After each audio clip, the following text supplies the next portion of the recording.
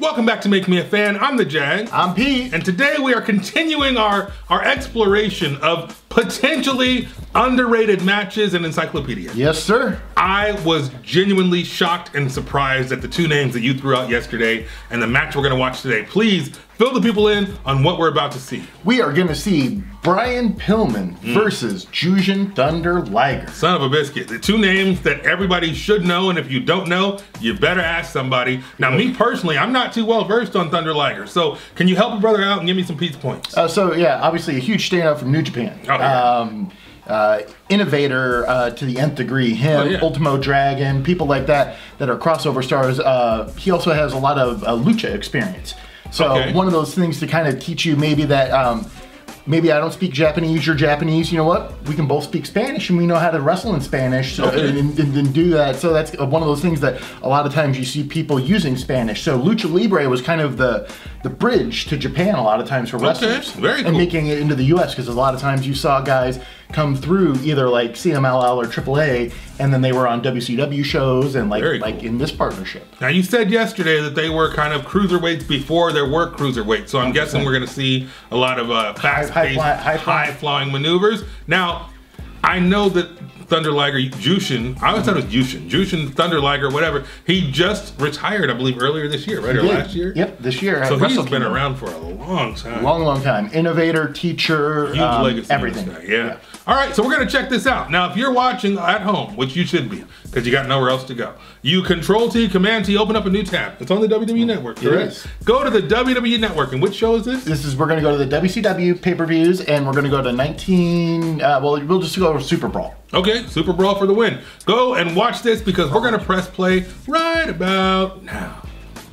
All right, so we just watched probably what a lot of modern day wrestling was inspired by. We're talking about Jushin Thunder Liger versus Flyin Brian. They didn't say Pillman, but Flyin Brian Pillman at SuperBrawl 2, which I don't know, man. I loved it, but at the same time, I wish that more people that are doing some of these moves actually paid attention to the storytelling and the flow of the match. Does that make sense? For sure. So this is a 4 3/4 star match from Dave Meltzer. Oh, really? 4 3/4. So this is almost near a perfect match, and I would 100% agree. Yeah. There's a lot of the technical stuff, that strong style that we love from Japan. Yes. I mean, this is a New Japan match brought to WCW essentially. Absolutely, and the fans didn't quite know what to do with it. But they ate it up. I mean, the crowd went crazy at the end, especially when Pillman won. Yeah, and I mean, seeing some of the moves, flying crossbody off the top, tope con hilo, couple of dives, good stuff, and some good mat wrestling, which I guess Brian Pillman had said in an interview he was going to take him to the mat and kind of ground him a bit, which you saw.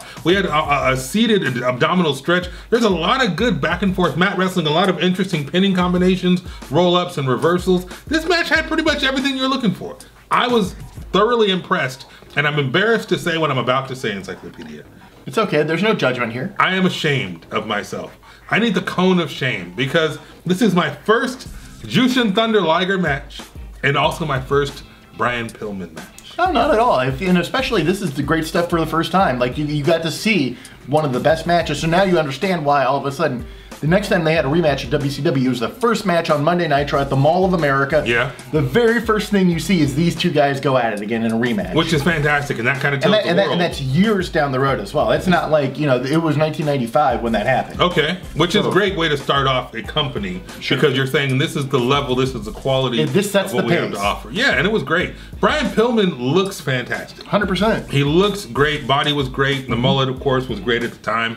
And then imagine that, you know, Steve Austin, we just saw that he was tagging with Larry Zbyszko. That doesn't work. All of a sudden you put the two of them together and then you get this. You get, oh my goodness, the Hollywood Blondes in the 90s were an amazing tag team that showed the both of them off after obviously Austin splits.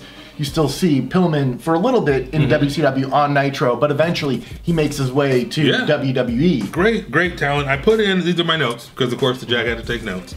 Ugly WCW belt. If you don't know the legend and the story of the belt, you need to do some research. We talked about it.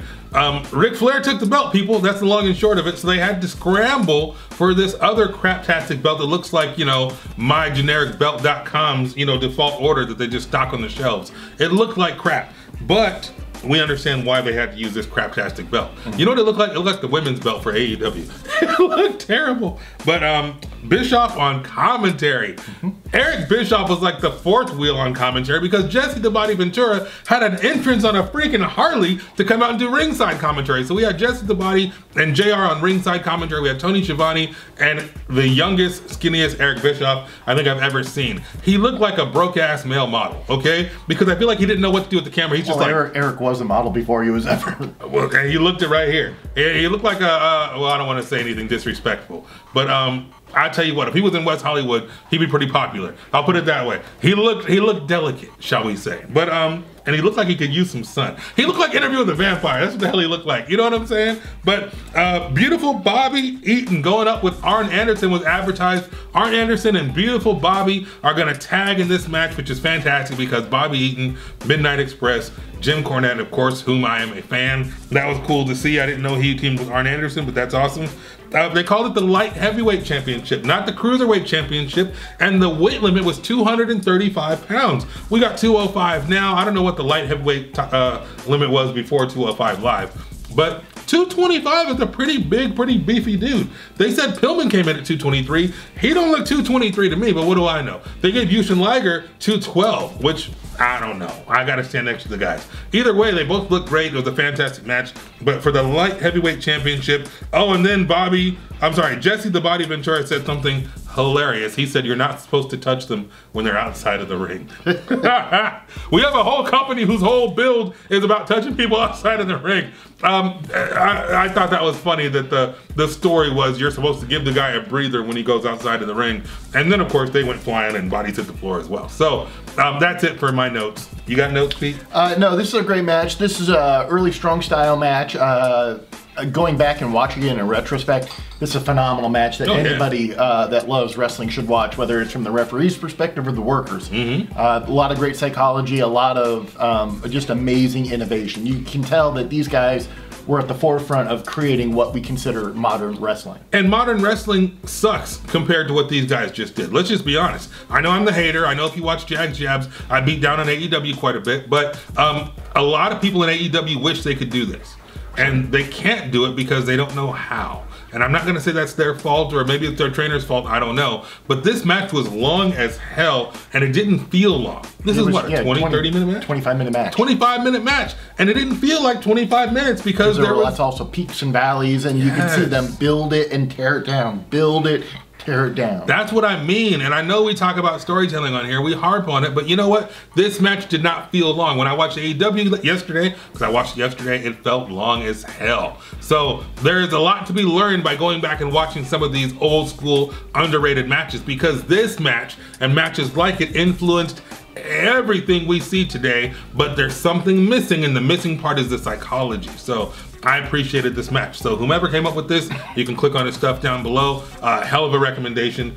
Definitely an underrated match. Does not get talked about very often, but we know Liger's a legend, and we know Brian Pillman, God rest his soul, is a legend as well. So hell of a match. I'm excited that we got to watch that. Absolutely, and talking about psychology leads us into tomorrow's episode. Oh yeah? Who's tomorrow? Because, you know, it's all about the game. We've got some Triple H versus Chris Jericho from Fully Loaded 2000. Wow, it's all about the game and how you play it. That's awesome. All right, Triple H versus Jericho. My goodness, I don't know what I'm going to do with this one. So we're going to have a lot of fun. Hell yeah, we are. So come back tomorrow at 9 a.m. Pacific time, 12 noon Eastern for the next underrated extravaganza. We will see you then.